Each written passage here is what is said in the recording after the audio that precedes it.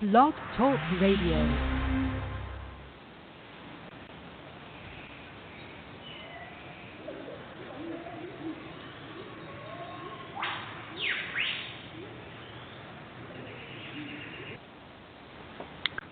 Hello, everyone. I'd like to welcome all of you back to Ohio Exopolitics. I'm your host, Mark Snyder.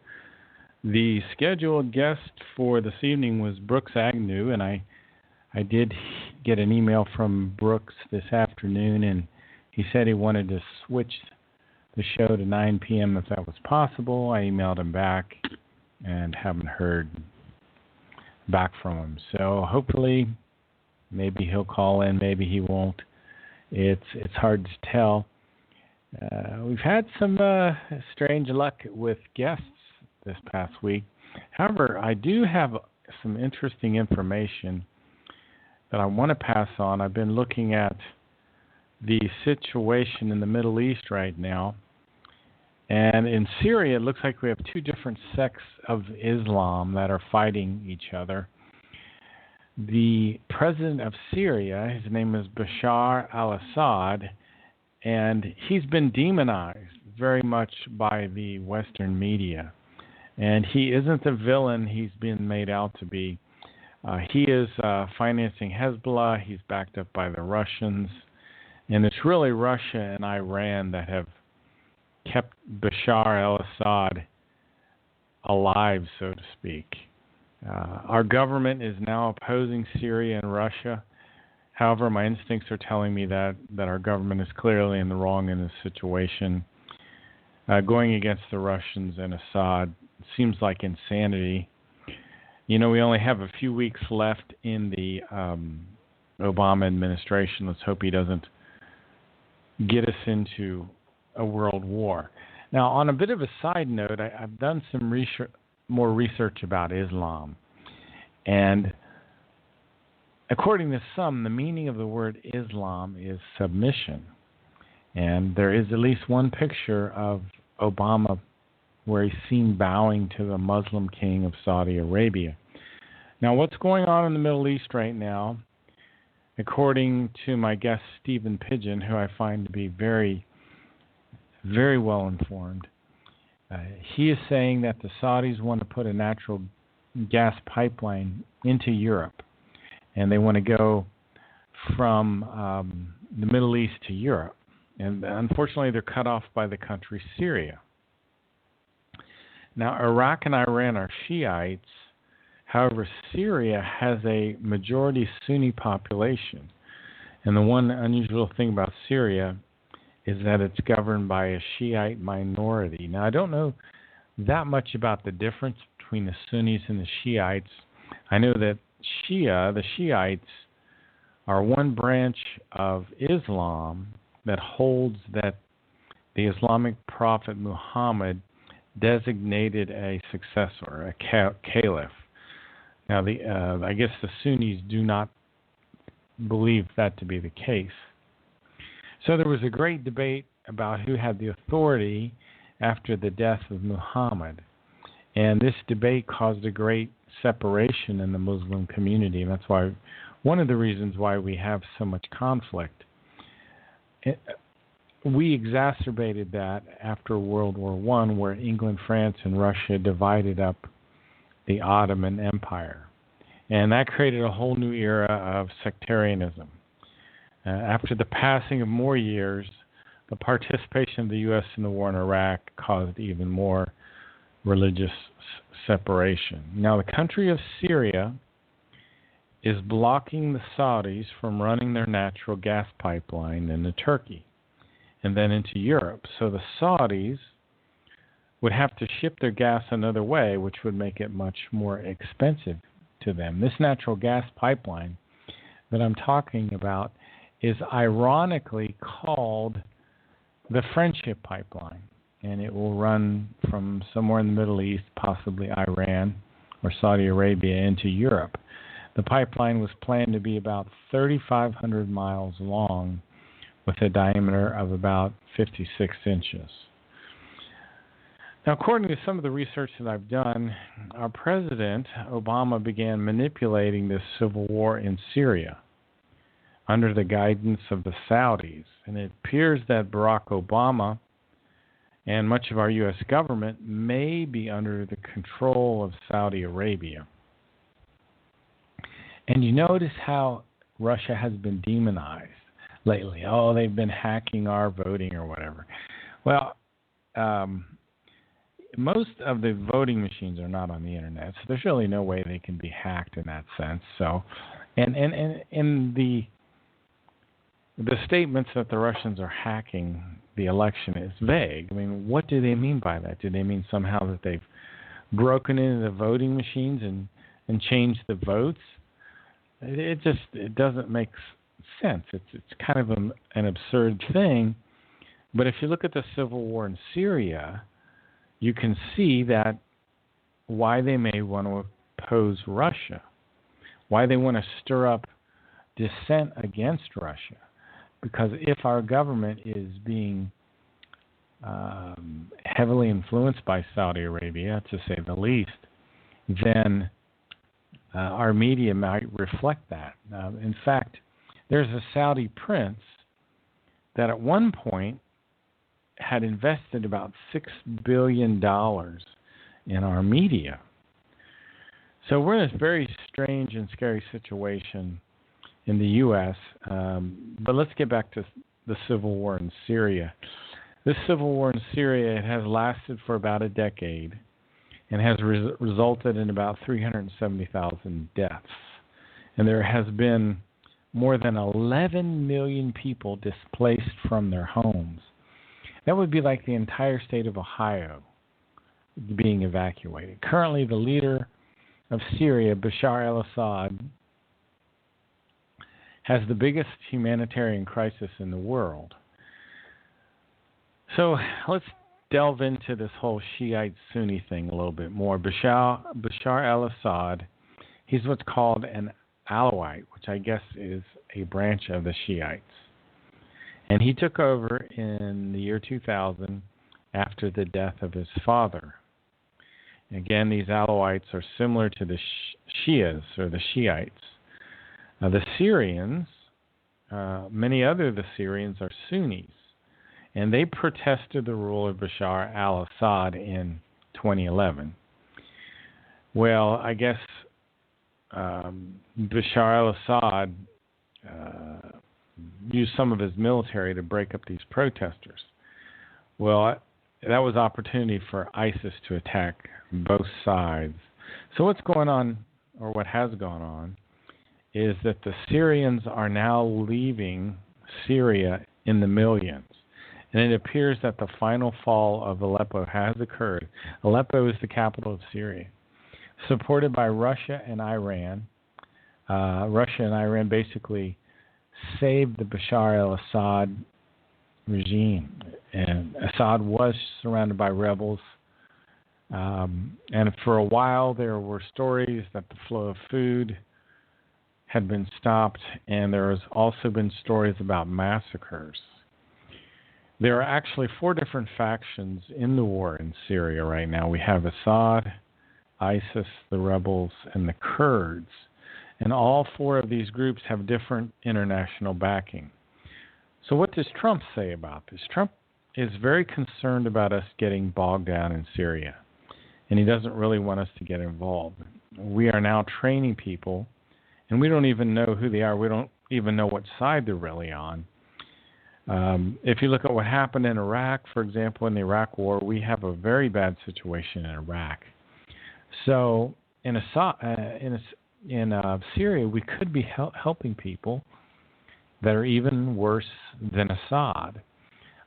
I think our media is telling us lies about Aleppo. Now, one of the reasons I think that is because a Canadian journalist is starting to speak out. Her name is Eva Bartlett, and she describes what's going on. She says that Bashar al-Assad is not the bad guy he's put out to be, neither are the Russians. But in fact, it's the terrorism, it's the terrorists in Aleppo that are causing the problem, which would be ISIS. By the way, the U.S. president, the current president, Barack Obama, who will shortly be the ex-president, has offered Saudi Arabia more than $115 billion in weapons, including equipment, training, and this is the most any U.S. administration has offered Saudi Arabia. Let's look at Hillary. Hillary has a huge obligation to the Clinton Foundation because she has taken hundreds of millions of dollars from Saudi Arabia over the years. Hillary was responsible for the overthrow of Muammar Gaddafi. Hillary and Obama put something like 200,000 tons of arms in Libya. Our government has been arming Al-Qaeda, Al-Nusra, and later these mercenaries would become ISIS.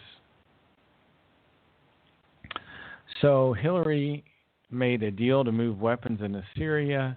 However, some of these weapons ended up in Afghanistan. Of course, you know about the Islamic State, ISIS, of Iraq and Syria.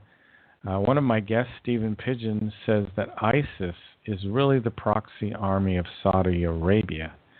And if you look at the black flag of ISIS, it's an exact copy of the green flag of Saudi Arabia.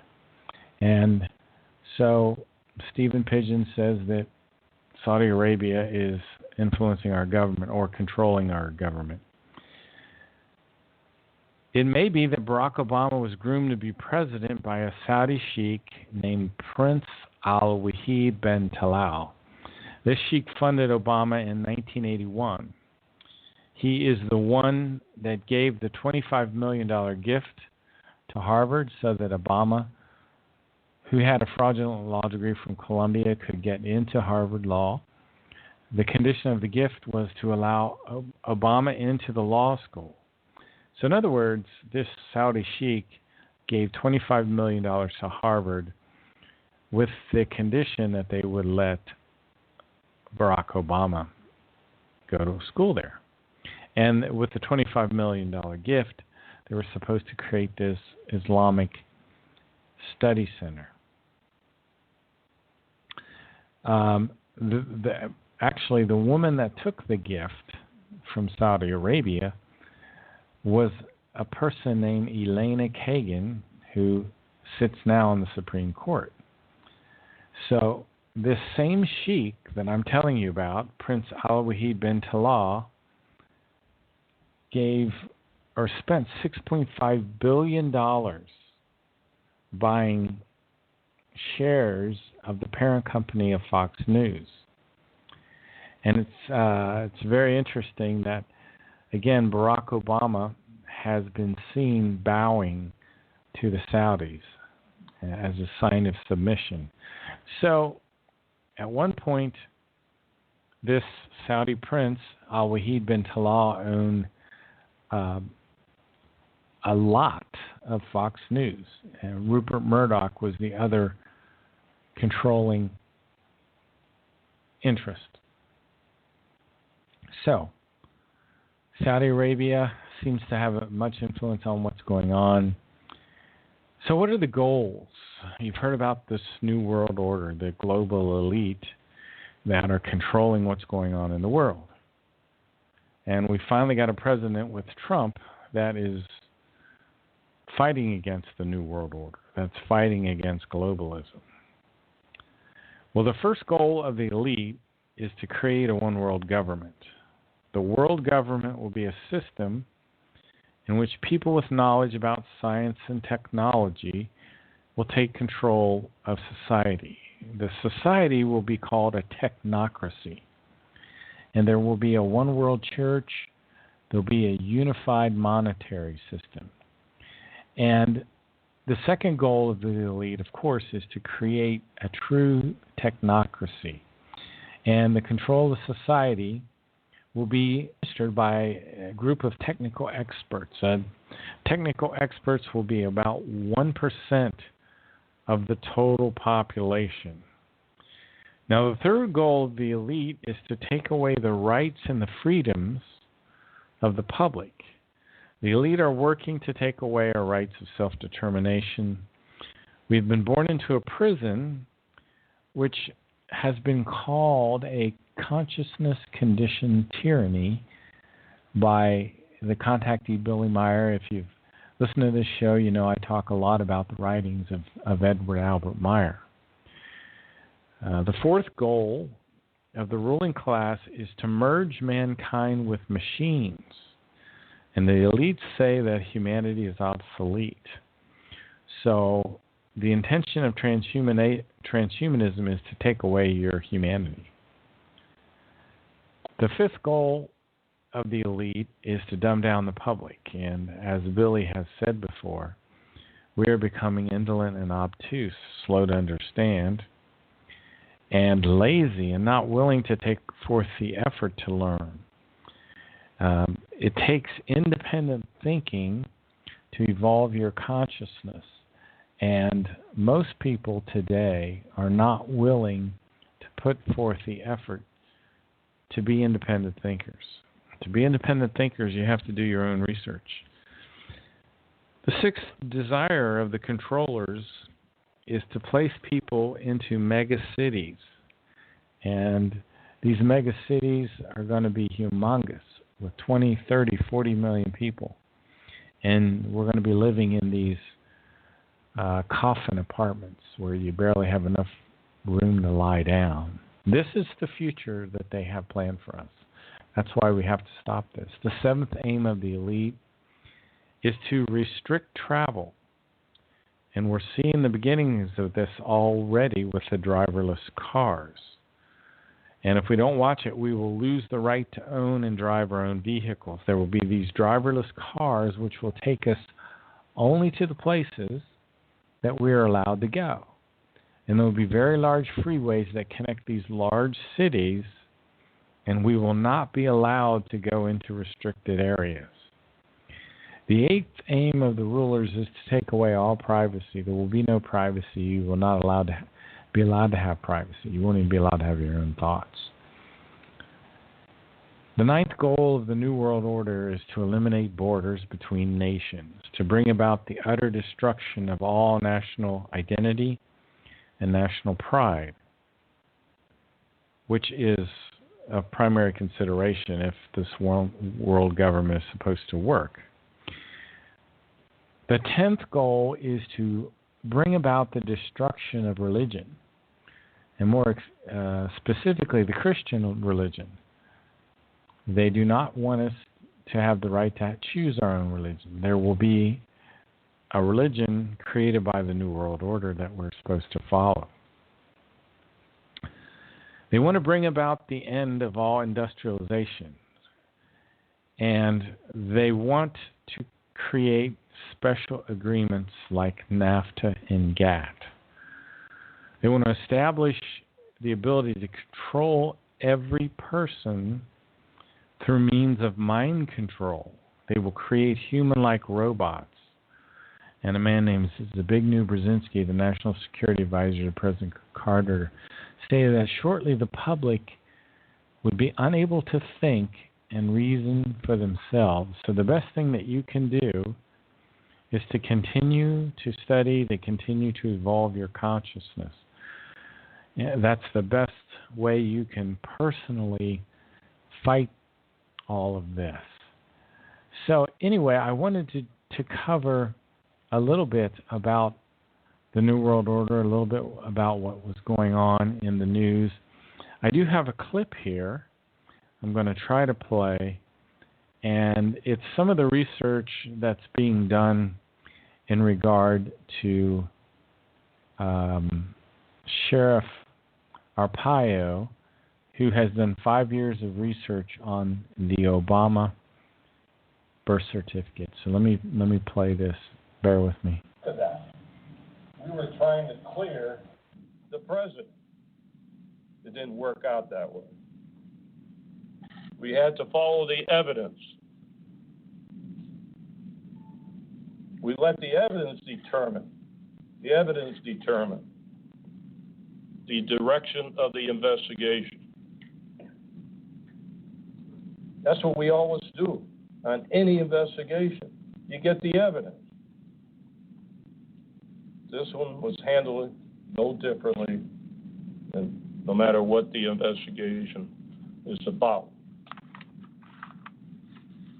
So now, the important part is to present the pertinent details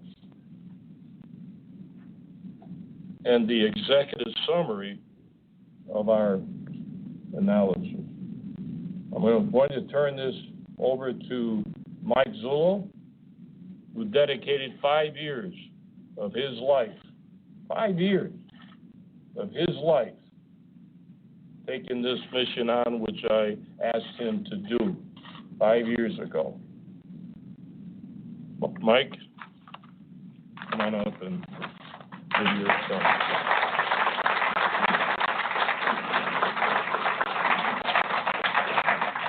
Thank you, Sheriff. I want to start by trying to give everyone here, including the media that's been viciously against us from the beginning, an understanding of how I tried to conduct this investigation. I believe in 2012 we did 2 press conferences. In those press conferences, I had made it clear that Sheriff Arpaio's original mandate to me was, Mike, take a look at this, clear this document, because I want to be the guy that clears this document and moves this country forward. This is no good. That was the mandate. So, it turns out, I'll give you a quick summary, that the birth certificate is a forgery, that there was a source document. They found the source document. There are 2 labs that have verified that the birth certificate is a forgery and that it was a created Photoshop document. There was a lab in Italy and a lab in Hawaii that confirmed this to be the case. Sheriff Arpaio's assistant here will go on and through step-by-step and show you. One of the things that was really obvious about the birth certificate is it was still in what they call layers. There are these layers that are created in Photoshop, and when you finally save one of these images, you compress all the layers. They hadn't even taken the time to do that. So, or we're being steered into a civil war. It's very interesting. I'm not sure exactly what's happening here. I have some comments by an individual named Dr. Manning on Obama and this birth certificate. So let's listen to here in a second.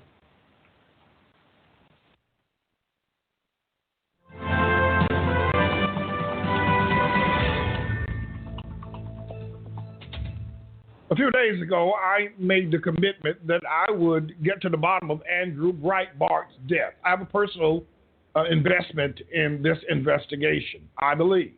For the same thing to happen to me and Andrew Breitbart was left alive or yet alive, that he would seek to find out if I had been whacked, the administration, the Obama administration, or any other governmental agency would have been involved in the removal of my presence from this earth.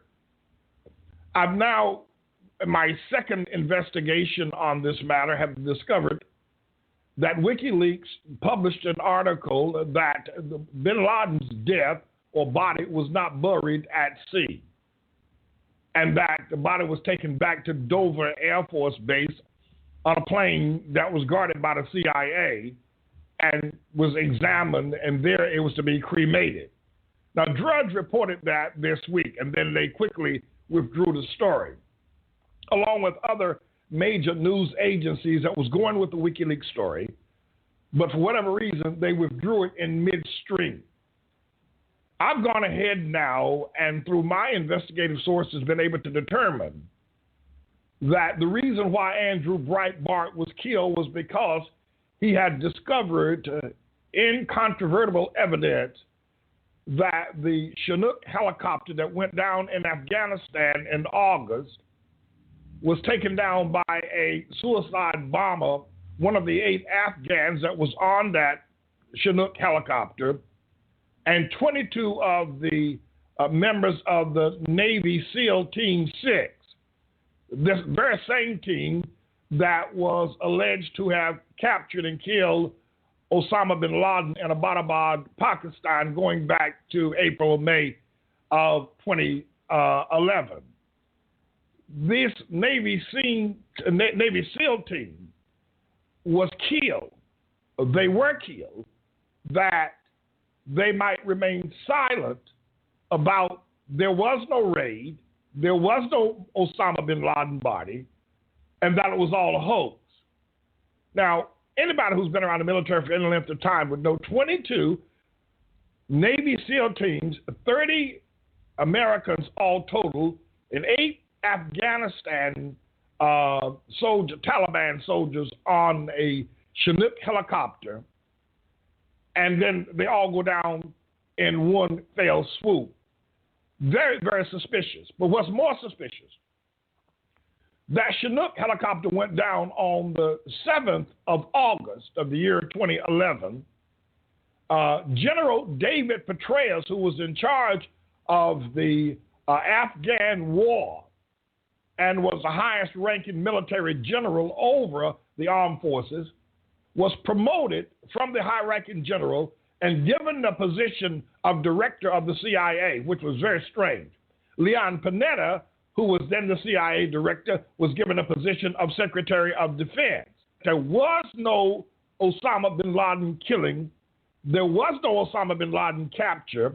It was all a hoax, mainly to do two things. One, to camouflage and to quieting the questions about Barack Hussein Obama's ability and the birth certificate that he presented, that it was a forgery, and to change the views, change the direction, change the conversation in America. What more would change the conversation? What were the two biggest issues going on underground and above ground in America? Underground was the fact that Obama is not a U.S. citizen, that he is wholly ineligible. He is not constitutionally eligible, rather. Let me put it that way. Obama is not constitutionally eligible. That was conversation number one. Conversation number two that had faded was still major, was that Barack Hussein Obama now has killed and captured the most wanted man on the planet in Osama bin Laden. Two of the major conversations, and one canceled out the other. It was a very shrewd move by the Obama administration. There were two fakes presented to us in April. One was the fake birth certificate. The other was the fake death certificate of Osama bin Laden. Two major fakes that the world will not soon forget, and I will continue to uncover. But let me ask you a question, because a lot of people like to disagree with me. And most, as I said before, 90% of all Americans are very liberal. They are willing, because everybody knows that Obama is not constitutionally eligible to serve for a litany of reasons, but more recently because of his criminal activity in the forged birth certificate, the forged certificate of live birth. But I raised the question the other day about the psyche of America and why America is so liberal, and people that think they're conservative are as liberal as the left, less intelligent bastards. I raised the question that during the Cold War, when Brezhnev, Gorbachev, Yeltsin, and prior to the collapse of the Soviet Union, and prior to Ronald Reagan telling Gorbachev to tear down the wall in Berlin, when we had bomb shelters in every school, every church, and every major building in America, because we were in a Cold War, we thought that perhaps we might get nuked by the Soviet Union, and the bomb shelters were there to protect us. Would we, during that time, or during the time of the Cuban Missile Crisis, do you think that 10 years after Khrushchev and the Cuban Missile Crisis, that we would have voted for a person named Viktor Gorbachev or Viktor Yushchenko or Viktor Khrushchev, even though the person was not raised in Russia, and the mother of Viktor Yushchenko or Viktor Khrushchev or Viktor Gorbachev was white,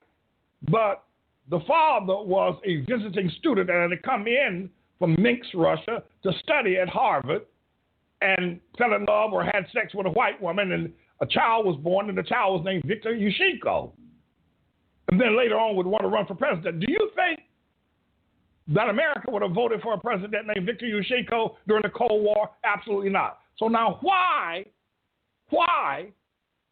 would they vote for 9 years after, or 7 years after the 9/11 incident and the World Trade Center bombings? Why would they vote for a Muslim after the name Osama bin Laden was the most famous name on the planet? Why do they do that? The reason being is because most Americans and most conservative Americans and Republicans are as liberal as you can possibly be, number one. But let's go back to the fact that the CIA is now headed by David Petraeus. He was promoted out of the field. Obama brought him out of the field because he knew that there was no raid at Abbottabad, that crashed helicopter was simply a staged helicopter crash.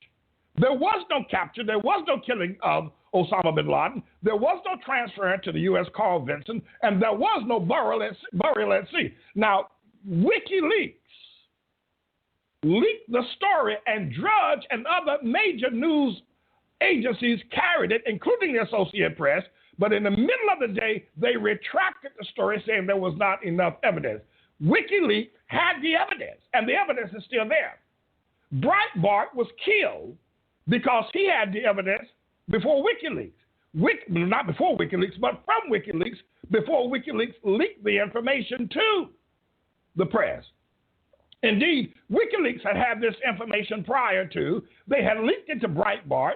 Breitbart was sitting on it. The CIA knew that Breitbart had it. They whacked him. WikiLeaks then released the information. They released it. Now, here's the scenario. Sean Hannity said that he was going to release the tapes that Breitbart spoke about at CPAC, which was nothing. Just Obama's rowdy anarchist days at Harvard. But there was nothing to it. The release of that information by Sean Hannity was a fraud and an insult to the integrity of investigative journalism. Here's the scenario. Breitbart had received from WikiLeaks the information that there was no raid at Abbottabad, that Osama bin Laden was not killed, that General David Petraeus had been removed from his field command and kicked up to the level of CIA to keep him quiet about the fact that there was no raid, that the army was not involved in moving from Afghanistan to Abbottabad, Pakistan. He was given a high-ranking position to keep him quiet. Leon Panetta, who was a CIA agent who knew there was also nothing, was kicked up to the Secretary of Defense. Breitbart knew this. And you can document it yourself. Just go back and check the records of the date that Chinook helicopter went down with 22 Navy SEALs on board. I mean, why would you put all that, your eggs in one basket? And that Chinook helicopter, the weaponry plan, the defense plan, the deployment plan of the Chinook is that they should fly in tandem, two of them. And that there's radar, there's air cover, there's all kinds. You don't shoot down a Chinook helicopter. You might shoot a Huey, but you don't shoot down a Chinook, and everybody knows that. My friend Captain Neil Turner suggested and intimated that very possibly on board that ship, Chinook, was a suicide bomber of the 8 Afghans of the Taliban military. Okay, I wanted to play a little bit of that clip because it talks about several important things. It talks about the birth certificate. It talks about the alleged killing of Osama bin Laden, who had already been dead for quite some time because of Marfan syndrome. He had a problem with his kidneys, and he died a while back, but they kind of kept that information from the people so they could have their boogeyman, to get their boogeyman at a later time when it was more advantageous to them. I'm not going to go the whole normal time. As I said earlier, our regular scheduled guest did not show up, so but I thought I would take a little bit of this time to share with you some information that I've been getting from this great book from Roger Stone. It's called Clinton's War on Women. This is chapter 10 that talks about Barry Seal, a CIA operative that was flying cocaine and other drugs into Mena, Arkansas in the 80s when Bill Clinton was the governor of Arkansas. Let me read a little section here. It says, you've got millions of people in this country today who just don't feel connected to the life the rest of us want them to live. You tell them to register and vote, get an education, and go to work, and they say, I may not have a job, but if I deal drugs, I can make money. Well, turns out Bill Clinton was very much of a drug user. He had to be checked in rehab twice because he used cocaine on such a regular basis.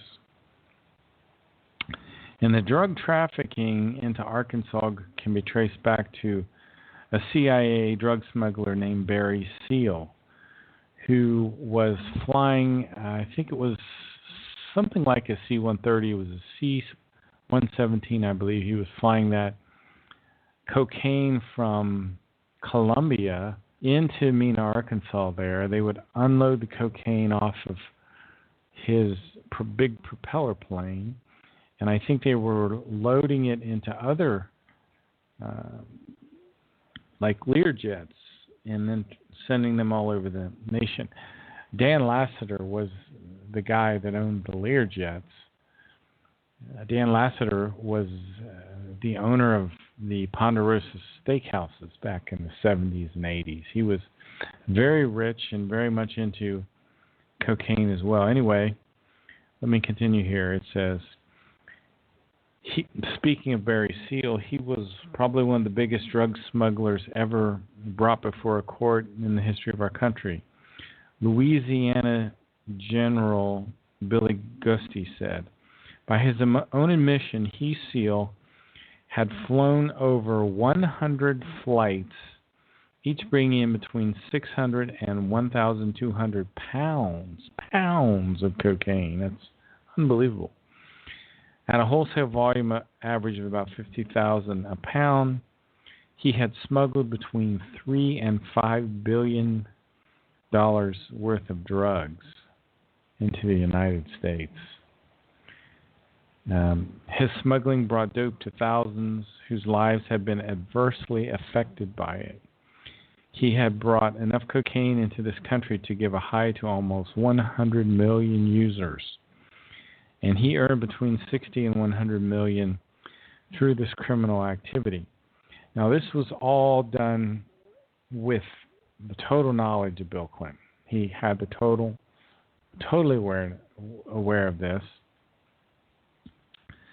It was part of this drug revenue was brought in to fund the Iran-Contra thing. Remember Colonel Oliver North? He was the person that was like the boots on the ground in charge. Actually, Vice President Bush Sr., I believe it was Bush Sr., who was totally in charge of all this. This occurred in the 80s, by the way. They were bringing in about $100 million worth of cocaine a month into Mena, Arkansas. The money laundering was handled by the Rose Law Firm, where Hillary was. Vince Foster was there. It's just shocking. People do not understand this. When Trump was saying all those things about Hillary, that wasn't just mean-spiritedness. He was telling the truth. She really is a really crooked Hillary. She's been part of this whole mess. Anyway, in the 1980s, Seal moved his operations to Arkansas. That's what I've been talking about. And he struck up a personal friendship with Bill Clinton. Seal ran many of his operations out of a covert CIA landing base in Mena, Arkansas. He was protected by his employers, the CIA, which sometimes is jokingly called the Cocaine Import Agency, Governor Bill Clinton of Arkansas, and former Vice President Bush. Seal would direct plane loads of cocaine into Mena, Arkansas in the 1980s. which would then be distributed throughout the state in the U.S. The money from these selling of these drugs went into people's pockets, but it was also used to procure guns for the Contras. And most people think this whole operation stopped in 1986 when Barry Seal was gunned down. By the way, the word is Oliver North was the one who had Barry Seal killed. So this is just horrible, horrible corruption that I don't even like about. But it is a truth that needs to be known. Let me read a little section about Dan Lassiter, and then we'll quit a little early today. The Clinton-Dan Lassiter connection was a very important one. Dan Lassiter was a young entrepreneur who in 1965 founded the Ponderosa Steakhouses. He got into horse racing, made a lot of money with horse racing, and he also got into cocaine smuggling and money laundering, and he was one of Bill Clinton's closest friends and political contributors. Dan Lassiter was a successful businessman, a very close friend of Bill Clinton, and he was deep into the underworld of drug trafficking and criminal activities. Eventually, Dan Lassiter was prosecuted, and he did some time, but not very much. In 1988, an FBI bulletin noted that Lassiter was the top supplier of cocaine to the bond and investment banking community in Little Rock. Lassiter was part of this Dixie Mafia cocaine trafficking scenario. Dan Lassiter and Bill Clinton, they became very good friends. They were involved in drugs, parties, cocaine, women, money laundering. And then you get Bill Clinton's brother-in-law, Roger Clinton, who was in a rock band, a singer in a rock band, and was also a heavy drug user. The story goes on and on and on. It's probably worth me spending a little more time in this book at a future date, but not this evening. Anyway, you have to be flexible when you do these programs, because if you depend on guests, sometimes they show, sometimes they don't. Anyway, hello, Faith333. I appreciate you listening. Well, maybe I will go on a little bit longer since you guys are hanging with me on the show here. I will talk a little bit more about Dan Lassiter, and we'll try to round out the program this evening. There was another person that Clinton knew, and this was a girl named Patricia Ann Smith. See, Bill Clinton and Dan Lassiter, they had a lot of younger girlfriends. They get involved with these high school girls. Let me continue here. One of the victims of Bill Clinton and Lassiter was a young girl named Patty Ann Smith. Bill, Roger, and Lassiter were corrupting and then partying with teenage girls. One of these victims was this girl named Patricia Ann Smith. She was 16 or 17 years old. She was a student at one of the high schools in Little Rock, Arkansas, and Lassiter would give her cocaine, and there was sex involved as well. So, Bill Clinton, let me continue. That is who Bill Clinton was partying with in the 1980s. Dan Lassiter and the teenage and even high school girls he was corrupting. The Arkansas State Trooper Barry Spivey said that he can remember flying Bill Clinton multiple times on Lassiter's jet. Spivey flew to the Kentucky Derby with Lassiter and Clinton. Spivey also said under oath that Clinton was at the Lassiter's residence many times. Roger Clinton, who I mentioned earlier, was Bill's brother, who was also a heavy cocaine user. Eventually, in 1990, Bill Clinton pardoned his brother. and pardoned Dan Lassiter. There's an interesting dialogue here between a man named Charles Hayes, who was a contract agent for the CIA. He was one of the men who ran the MENA drug operations I was talking about early. And he was interviewed by an investigator. So this is the person being interviewed was, again, a man named Charles Hayes who worked for the CIA. Let me continue here. Question. Was there money laundering involved in the MENA operations? Answer, yes. The main thing about MENA was the political power and money associated with it. Question. Would it be correct to say that the MENA operations generated $100 million per week? Answer, no, that's too high. Question, would it be correct to say that the MENA operations generated 1,000 a week? Oh, no, that's too low, the answer was. Would it be correct to say about $10 million a week? Answer, that's about right. Question, was there DOD involvement in the MENA operations? Answer, yes, it could not have happened without the DOD involvement. Question, do you know Larry Nichols? Answer, yes. Now, let me throw this in. You should look up Larry Nichols. Larry Nichols appears pretty often on the Alex Jones show. Larry Nichols worked for Hillary and worked for Bill Clinton.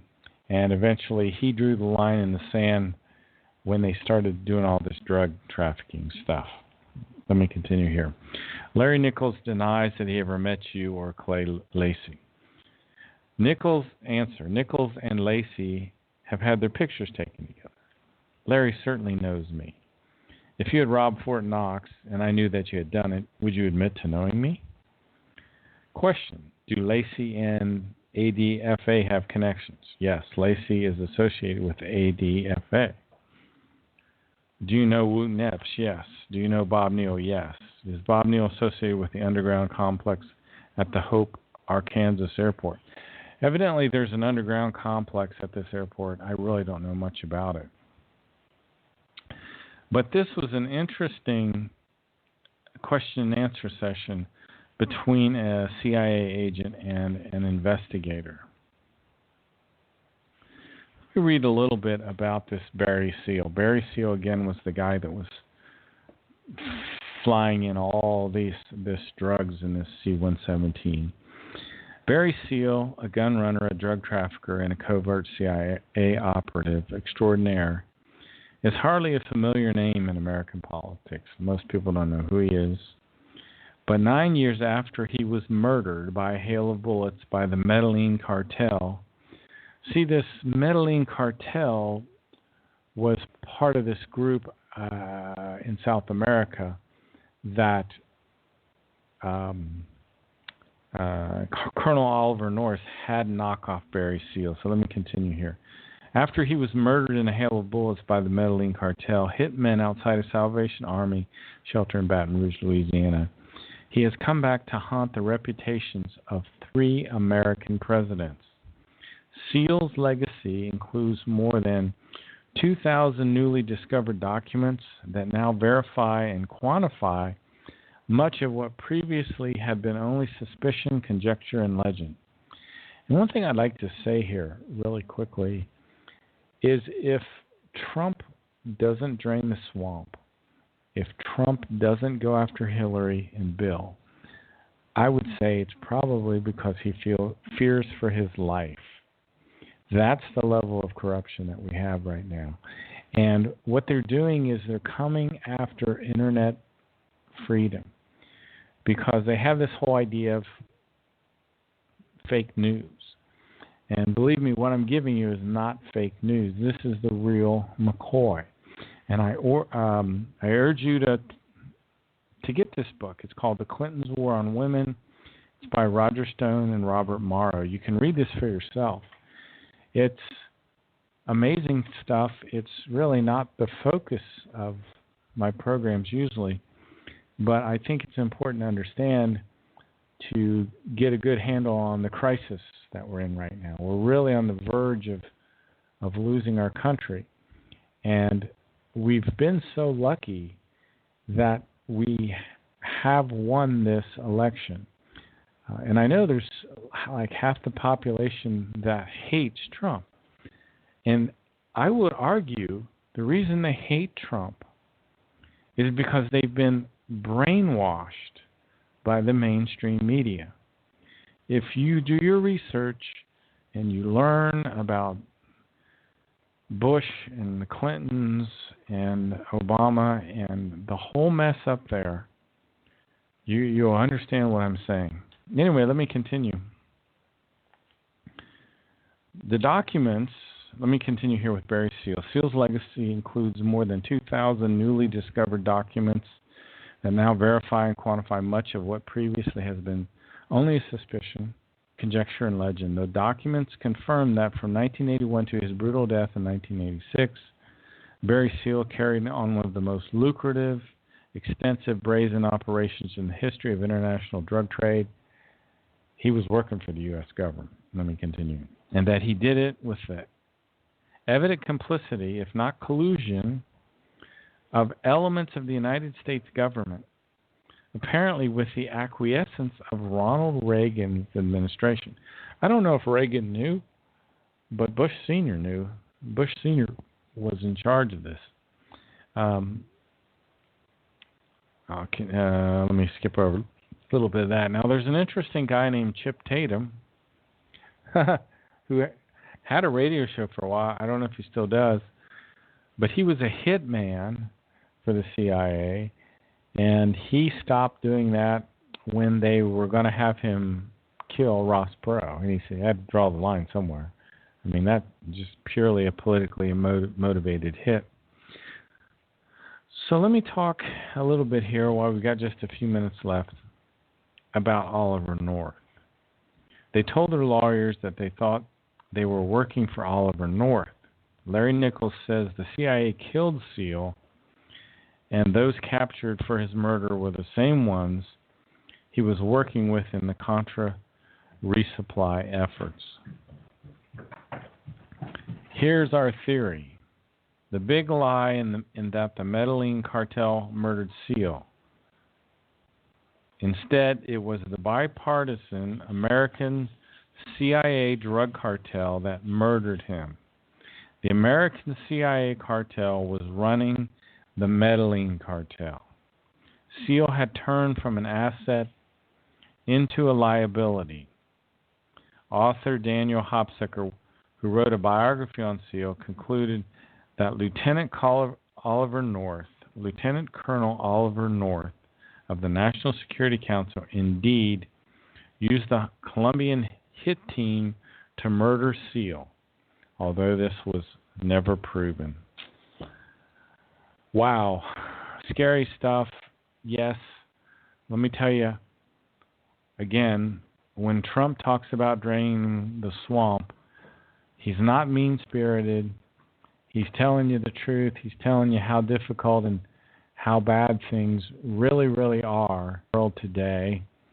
And I appreciate you guys hanging out. We've got about 5 minutes left. I think I'm going to call it an evening. I'm not sure when I'm going to be back online, but I'm sure I'll be back for too long, folks. I appreciate all the listeners, especially all the people listening in the archives. I got Stephen Pigeon on the 27th, Betsy Lewis on the 29th, and I'm sure I'll sneak a show in between those two times. Have a great Christmas, folks. We'll see you later. Good night.